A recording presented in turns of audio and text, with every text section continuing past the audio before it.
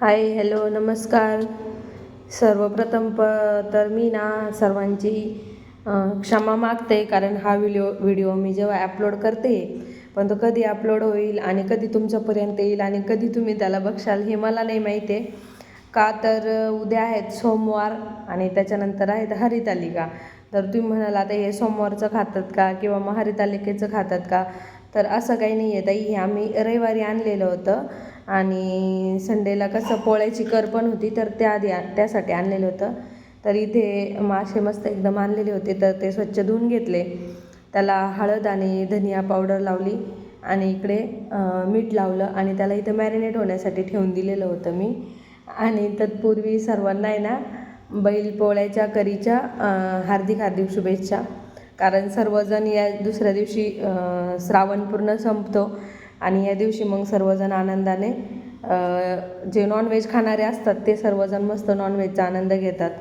त्यानंतर मस्तपैकी घेते ना लिंबू वगैरे पिळून घेतलं. त्याच्यामध्ये लिंबामुळे काय होतं, नॉनव्हेजमधला जो वैश्वास वगैरे आहेत ना तर तो निघून जातो. तर म्हणजे माशांचा तर वास येतच असतो, परंतु आम्हाला आहे ना इथे फ्रेश मासे भेटत असतात. जर आता कोणी हा व्हिडिओ बघत असेल आणि नंतर जर कोणी पंजाबमध्ये जर आलं किंवा पटियालामध्ये जर आलं आणि त्यांना जर इथं मच्छी जर बघायच्या म्हणजे मच्छी मार्केट जर माहीत नसेल, तर मी सांगतेच, इथे कालीमाता मंदिर आहे. कालीमाता मंदिराशेजारी ओमॅक्स मॉल आहे आणि ओमॅक्स मॉलच्या साईडला फ्रेश मच्छी मार्केट आहे. म्हणजे आपण फक्त मच्छी चॉईस करायची आणि त्यानंतर आपल्याला ते तशी आपल्या म्हणजे त्यांच्या पद्धतीनं कट वगैरे करून देतात, स्वच्छ करून देतात. आपण फक्त येऊन धुवायची आणि भाजी बनवायची, एवढंच आपलं काम असतं. तर इकडे बघा हराधनी आहे ना तुमच्यासमोरच ठेवलेला आहे. तर हा मी फ्रेश आणला पण तो फ्रेशच वाटत नाही आहे. आणि इकडे लगेच मी ना त्या भाजीसाठी मसाला तळून घ्यायची तयारी केली. थोडेसे खडे मसाले घातले, कारण जो घरून आणलेला मसाला होता ना तर तो संपला. आणि इकडे लगेच कांदा वगैरे टाकला आहे. तर कांदा वगैरे भाजून घेते आता छान असा. तर तुम्हाला समजच असेल आता मच्छी मार्केट कुठे आहे, तर कालीमाता मंदिराशेजारी ओमॅक्स मॉल शेजारी फ्रेश मच्छी मार्केट आहे. आपण चॉईस करायचं ते देतात आपल्याला. त्यानंतर हरा धनिया म्हणजे कोथिंबिरीच्या ज्या काड्या आहेत ना त्या मी दळून टाकत असते, त्याच्याने टेस्ट छान येते आणि भाजीला थोडा सुगंध पण येतो. पण इकडे तर जी कोथिंबीर अशी भेटते ना की तिचा न वास येतो न काही होतं, बस सिंपल असते ती. तर चला मग आता मस्तपैकी इकडे मी ना हा मसाला वगैरे भाजून घेते. आणि खोबरं पण आणलेलं आहे त्या भाजीसाठी.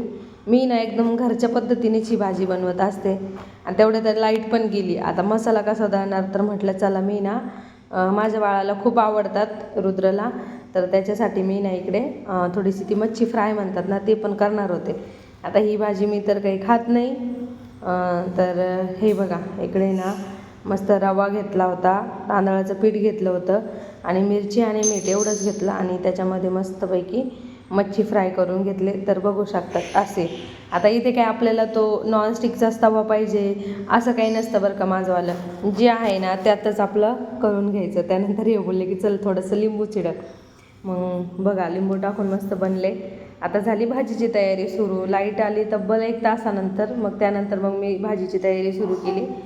तर इथे मासे आहे ना थोडेसे फ्राय करून घ्यायचे, जेणेकरून भाजीत टाकल्यानंतर थोडाशी छान टेस्ट येते त्यांचीवाली. म्हणून मी ना इकडे लगेच मासे फ्राय करून घ्यायला सुरुवात केली. हा तवा जो आहे तर तो इंडक्शनवरती पण बसतो. आता इंडक्शन बंद करून टाकलं, कारण की मासे छान असे फ्राय होऊन गेले होते. आता इकडे लगेच भाजीची तयारी सुरू करून दिली. सर्वप्रथम कढई ठेवली, कढईमध्ये तेल टाकलं. आता पहिले ना मी इथं काय करत असते, मसाला आहे ना थोडीशीच हळद आणि लाल तिखटच टाकली फक्त. बाकी धना पावडर वगैरे ते सर्व काही मी इथे टाकून घेतलेलं होतं, तर त्याची काही गरजच नव्हती. तर बघू शकता मिरची हे मी पहिले तळून घेते, कारण की मग पहिले तळलं का त्या म्हणजे कच्चं नाही लागत आपल्याला हे मसाले नाही का. मग त्यानंतर इथे मस्त छान अशी ग्रेव्ही वगैरे परतून घेतली. आता हा व्हिडिओ जर सोमवारी आला तर तुम्ही म्हणाल की या ताई सोमवारी वगैरे नॉनव्हेज खातात का. तर मिरची टाकताना पहिले यांना विचारून घेतलं होतं की तुम्ही तिखट खाणार की काय.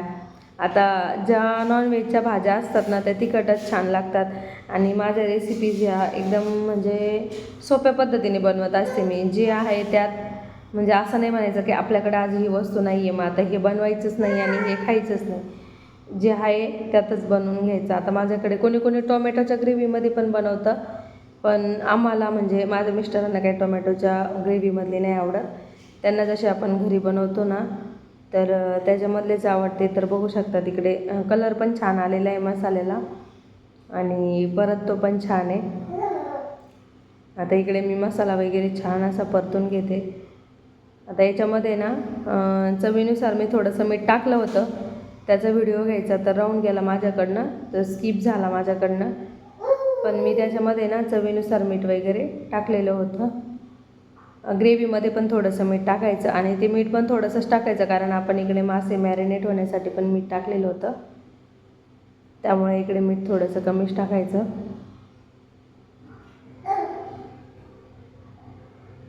तर बघू शकतात मी इकडे थोडंसं आपलं भांडं धुवून पण लगेच पाणी टाकून घेतलं का तर ते नको व्हायला जायला पूर्ण. आणि ही ग्रेव्ही खूप छान अशी शिजवून दिली. आता तोपर्यंत ना इकडे मी ना थोडंसं पाणी गरम करून घेतलं होतं भाजीला, जेणेकरून मी ह्या ग्रेव्हीमध्ये ना गरमच पाणी टाकल, थंड पाणी नाही टाकणार.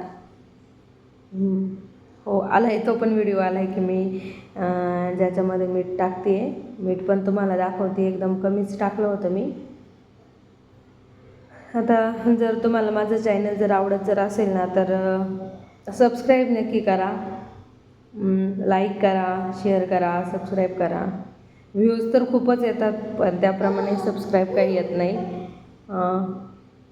त्यामुळे असं वाटतं की एवढी सगळं मेहनत घेऊन वाया जाते की काय काय होतं काय नाही. तर बघूया आता काय होतं आहे ते, किती दिवस चॅनल चालतं आहे ते. आपण आपली मेहनत करत राहायची. आता याच्यामध्ये असं आहे की मेहनत पाहिजेच.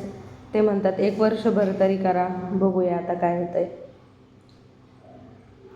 पण मी म्हणते की 6 महिने तरी ॲटलिस्ट करायला पाहिजे. 6 महिन्यामध्ये आपल्याला समजतं की आपले सबस्क्रायबर वाढतात की नाही, मग याच्यामध्ये एफर्ट घेण्यामध्ये काही फायदा आहेत की नाही, नाही का. तर इकडे मी ना छान असा हा मसाला, आता आपण जेवढा मसाला परतू, जेवढी कोणत्याही भाजीची असू द्या, जेवढी ग्रेव्ही जेवढा मसाला परतून घेऊ ना तेवढी त्या भाजीचा एक जीव होईल आणि तेवढ्या त्या भाजीला चव येईल. इकडे मी गरम पाणी टाकून मस्तपैकी भाजी उकळून घेतलेली होती. बघू शकता तुम्ही भाजी किती छान पद्धतीने उकळती आणि तिला तरी पण खूप छान आलेली. आता ही जी भाजीची रेसिपी ना ही 9-10 मिनटाची आहे. ही काय तुम्हाला 30 सेकंदाच्या किंवा 1 मिनटाच्या शॉर्ट्स व्हिडिओमध्ये काही समजावण्यासारखी नाही आहे. तर हे बघा आता मी याच्यामध्ये मासे टाकून घेते, जे की मी थोडेसे परतून घेतलेले होते. ते आता मी ह्या भाजीमध्ये टाकून घेत आहे. तिकडे लगेच कुकरला भात पण लावून दिलेला होता. बाजरीच्या भाकरी करायला आता आमचा क्वार्टर खाली करायला 1च महिना राहिलेला आहे. तर त्यामुळे आम्ही काय आता बाजरीची भाकरी काय आणलीच नाही. आता याच्यामध्ये टाकून घेतले. आता पुन्हा मी याच्यामध्ये ना कोथिंबीर टाकून घेतलेली होती. थोडंसं कन्फ्युजन होतं बरं का, कधी कधी हरा धनिया बोललं जातं कधी कधी. तर अशी अपेक्षा ठेवते की तुम्ही मला समजून घेशाल. तर इथे पुन्हा एकदा भाजी मस्त छान अशी हलवून दिलेली आहे आणि त्यानंतर बघू शकतात की भाजीला तरी वगैरे किती छान आलेली आहे. ही आहेत आपली साधी सिंपल घरची भाजी, ज्यात की आपल्याला जास्त मसाले पण नको. आवडत असेल तर लाईक करा, शेअर करा आणि सबस्क्राईब करा.